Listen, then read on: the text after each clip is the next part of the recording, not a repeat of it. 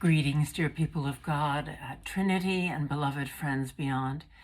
Thank you for joining me for this week's Reflections from the Other Side.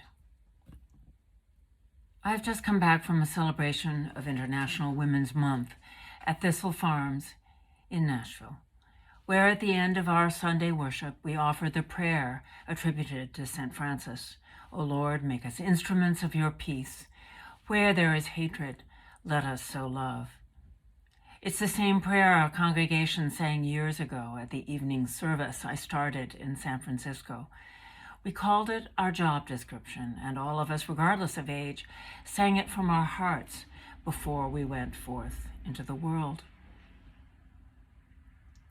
My heart is heavy. I imagine yours is too. Make us instruments of your peace. If it is indeed our job description, and I do believe in my soul that it is, then what does this job require of us? What does it mean in the aftermath of the horrific shootings in Nashville? In the face of the insanity, the senselessness, the injustice, the evil that is violence.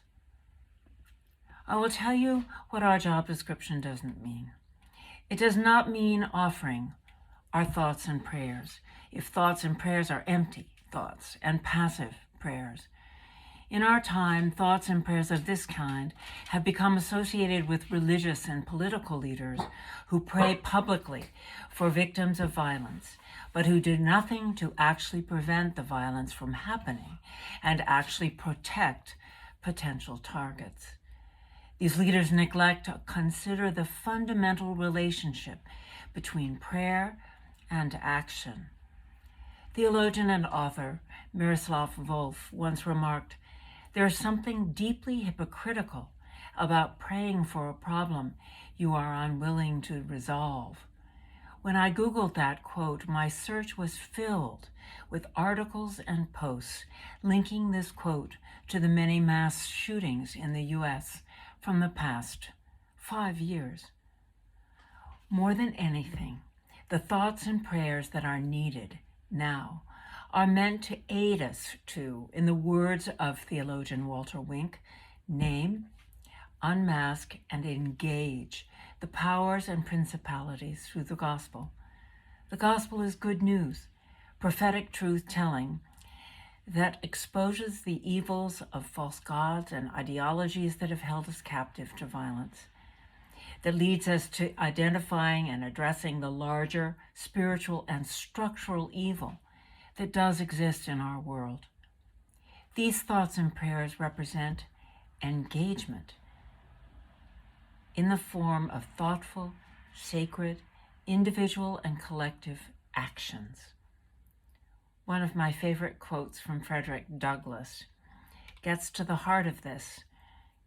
"I prayed," he writes, for 20 years, but received no answer until I prayed with my legs." Minimally and very practically, praying with my legs means that we spend time learning about the issues that cause violence.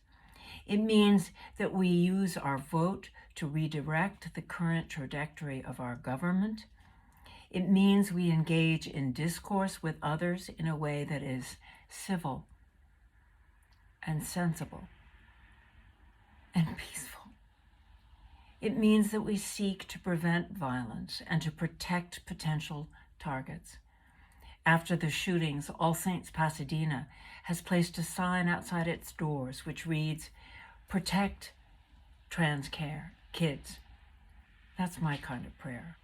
What an example of the thoughts and prayers we are required to offer to be instruments of God's peace.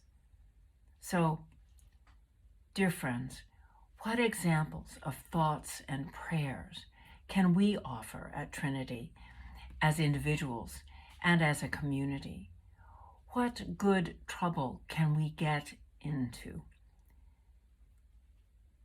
I want to end with a blessing from Jan Richardson. Blessing in a time of violence, which is to say this blessing is always.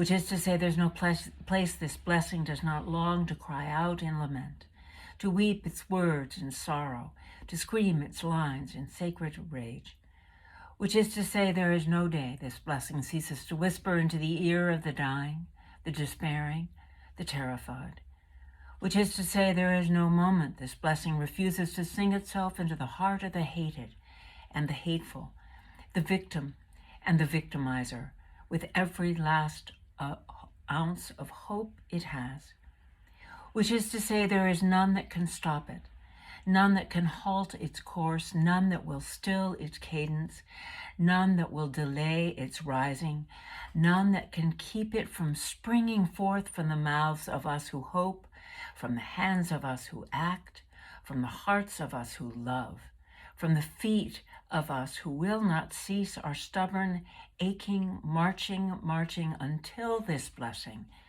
has spoken its final word, until this blessing has breathed its benediction in every place, in every tongue.